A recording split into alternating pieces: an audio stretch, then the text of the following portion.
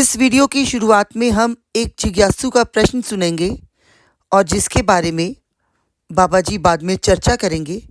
तो आइए शुरू करते हैं प्रश्न से और फिर इसके बारे में जो उत्तर देंगे बाबा जी वो हम सुनेंगे। ਦਾਤਾ ਭਲਾ ਕਰੇ। ਮੇਰਾ ਇੱਕ ਸਵਾਲ ਹੈ, ਅਸੀਂ ਪ੍ਰਮਾਤਮਾ ਨੂੰ ਜਿਸ ਨੂੰ ਬਚਪਨ ਤੋਂ ਸੁਣਦੇ ਆ ਰਹੇ ਪ੍ਰਮਾਤਮਾ ਪ੍ਰਮਾਤਮਾ ਉਸ ਨੂੰ ਕਿਉਂ ਪਾਉਣਾ ਚਾਹੁੰਦੇ ਆ? ਕੀ ਕਾਰਨ ਹੈ ਸਾਡਾ, ਕੀ ਰੀਜ਼ਨ ਹੈ ਜੇ ਅਸੀਂ ਉਸ ਨੂੰ ਪਾਉਣਾ ਚਾਹੁੰਦੇ ਜਾਂ ਉਸ ਕੋਲ ਜਾਣਾ ਚਾਹੁੰਦੇ ਜਾਂ ਉਸ ਵੱਲ ਵੱਧਦੇ ਆ? ਸਾਨੂੰ ਡਰ ਹੈ ਕੋਈ, ਜਿਹਦਾ ਮੌਤ ਦਾ ਡਰ ਜਾਂ ਕੋਈ ਖੋਣ ਦਾ ਡਰ ਜਾਂ ਕੋਈ ਇੱਛਾ ਹੈ ਕੋਈ ਪੈਸੇ ਦੀ ਜਾਂ ਬੱਚਿਆਂ ਦੀ ਜਾਂ ਜ਼ਮੀਨ ਦੀ ਜਾਂ ਵਪਾਰ ਦੀ ਜਾਂ ਸਹਿਯੋਗੀ ਦੀ? ਕੀ ਚੀਜ਼ ਹੈ ਉਹ? ਅਸੀਂ ਕਿਉਂ ਉਸ ਨੂੰ ਮੁੱਖ ਰੱਖਦੇ ਆ ਅੱਗੇ ਆਪਣੇ? ਤੇ ਸਾਨੂੰ ਉਹ ਹੀ ਕਰਨਾ ਚਾਹੀਦਾ ਹੈ। ਅਗਰ ਹੋ ਸਕੇ ਤਾਂ कृपा करके ते कोई विचार जरूर प्रकट करना।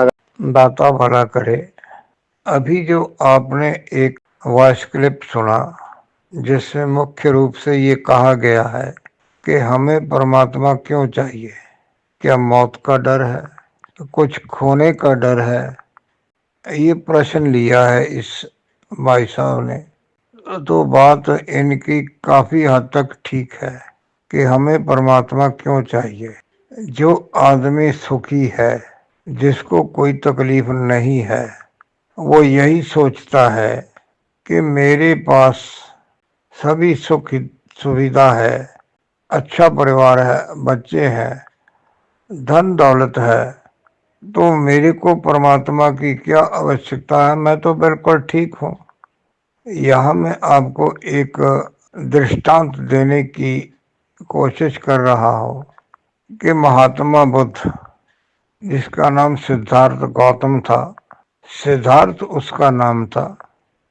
बचपन में उसकी माता गुजर गई, उसको उसकी मौसी ने पाला था, उसका नाम गौतमी था, तो सिद्धार्थ के साथ उसके पालने वाली का नाम लग गया सिद्धार्थ गौतम।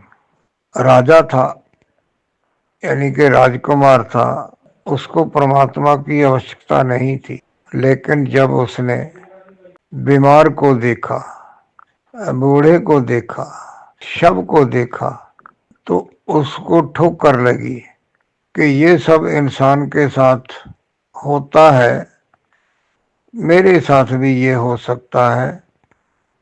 बूढ़ा तो मुझे होना है, मरना भी मुझे है, शायद मैं बीमार भी हो जाऊं, तो क्यों ना मैं परमात्मा की शरण में जाऊं, मैं परमात्मा की खोज में जाऊं। अब वो निकल गया, उनके राज्य में गया। गया के पास एक बड़ के वृक्ष के नीचे वो बैठ गया साधना करने के लिए। साधना क्या, सोचने के लिए बैठ गया। उस वक्त तक उसको कोई गुरु नहीं मिला था और उसको 6 वर्ष लगे इस बात का बोध होने में कि परमात्मा है, और 25 वर्ष उसने उस बड़ वृक्ष के नीचे तप साधना की। परमात्मा की कृपा को पाने के लिए ये सोच उसको मिली कि परमात्मा है, वो रक्षा करता है। ज्ञान हुआ, बोध मैंने ज्ञान, इसीलिए उसको महात्मा बुद्ध कहते हैं।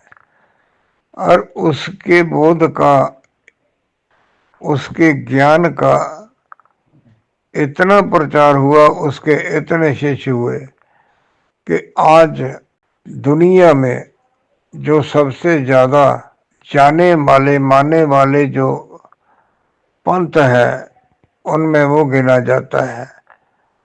यानी नेपाल में, भारत में और भी बहुत सारे देश हैं, उनमें उसको देवता की तरह माना जाता है, पूजा जाता है। जापान में सबसे ज़्यादा उसकी जो पूजा होती है माना जाता है, और देश भी है।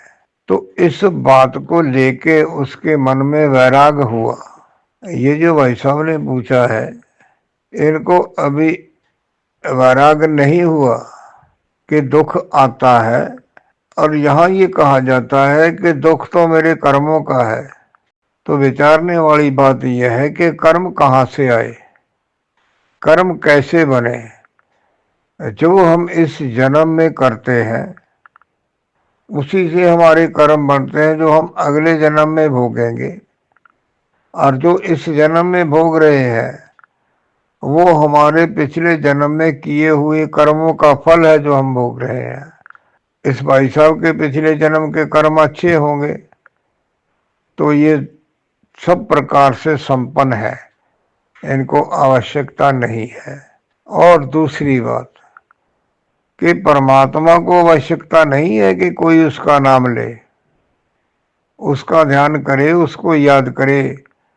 हमें जरूरत है संकटों से बचने के लिए, दुख तकलीफ से बचने के लिए।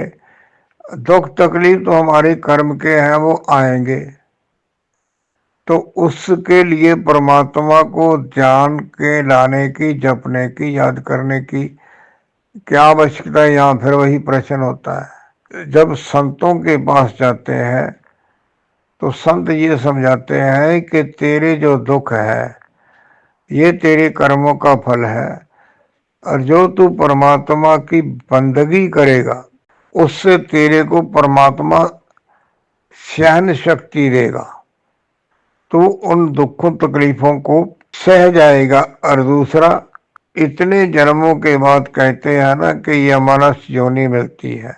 पिछला जन्म कौन सा था, उसमें क्या कर्म हुए जो ये जन्म मिला, लेकिन ये तो जानकारी हो गई ना कि अच्छा काम करने से अच्छा फल मिलता है। तो इस जन्म में जो परमात्मा को याद करेंगे, जो उसकी भक्ति करेंगे, उससे हमारा अगला जन्म जो है ना वो अच्छा होगा। अक्सर लोग कहते हैं कि हमें अगले जन्म से क्या लेना, तो छोड़ दो अगले जन्म को। इस जन्म में सहन शक्ति मिल गई, परमात्मा का नाम जपने से शांति मिलती है, आनंद आता है, घर में सुख शांति आती है, अपने परिवार के साथ एक सारता, एक रस्सा बनती है। कहते हैं ना कि लोग स्वर्ग है नरक है, कोई ऊपर स्वर्ग नहीं है, कोई नरक नहीं है। भोगना किसने है, इस शरीर ने भोगना है। जब इस शरीर को यही जला देना है तो आगे कौन जाएगा, आगे सूक्ष्म शरीर जाएगा या आत्मा जाएगी। आत्मा तो निर्लेप है, वो ना जलती है, ना गलती है, ना बढ़ती है, ना घटती है। ऐसा कहा जाता है। जब शरीर यहाँ खत्म हो गया तो आगे जाके सजा किसको मिलेगी और मजा किसको मिलेगा। सजा और मजा जो है यही हमें अपने घर परिवार में मिलेगा। अगर अपने घर में सुख शांति है, सभी मिलजुल के रहते हैं, प्रेम से रहते हैं, तो हमारा घर जो है ना वो स्वर्ग है। अगर घर में कलह कलेश है, कोई किसी के कहने पे नहीं है, किड़किड़ होती है, तो यही नरक है। सो परमात्मा इसलिए चाहिए कि हमें शांति मिले, हमें आनंद मिले। मैं यहाँ फिर कहता हूँ कि जो आदमी सुखी है सब परिवार से, वो यही सोचता है कि मेरे पास सब कुछ है, मेरे को परमात्मा से क्या लेना। नहीं, जो आज दिखता है और वो कल आने वाले में क्या हो जाएगा कुछ कहा नहीं जा सकता। इसीलिए जो है ना वो अपने आप को परमात्मा के साथ जोड़ के रखना चाहिए, बंदगी करते रहना चाहिए। खुश रहने के लिए परमात्मा के नाम स्मरण की सहायता बहुत काम आने वाली है।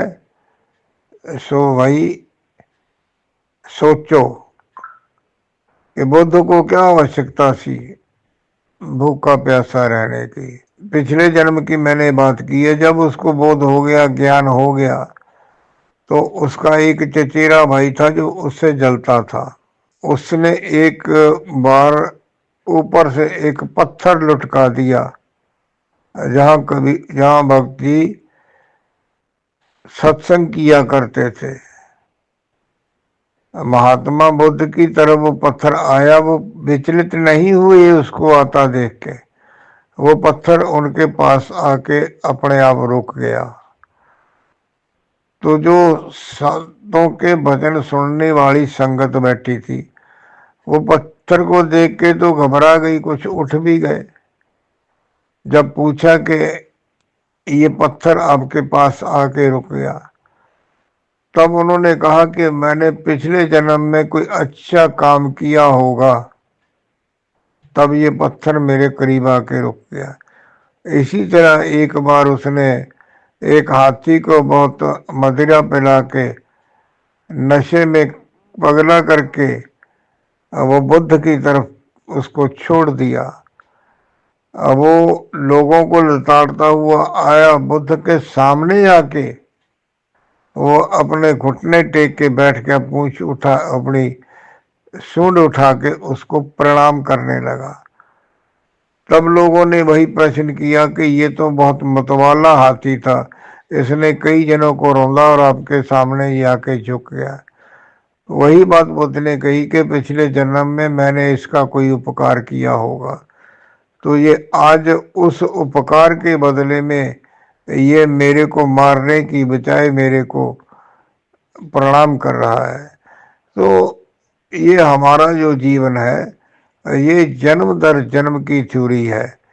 पीछे को भूल जाओ, इसको भी भूल जाओ, आने वाले को याद करो कि आने वाले को कैसे हमने श्रेष्ठ बनाना है। सिमरन होगा ज्यादा तो कर्म जो है ना वो उसके नीचे दब जाएंगे, कट जाएंगे। अगर बहुत ज्यादा तप साधना हो जाती है तो उससे हम इस जन्म मरण के चक्कर से मुक्त होके मोक्ष को प्राप्त हो जाएंगे। धन्यवाद। दाता भला करे।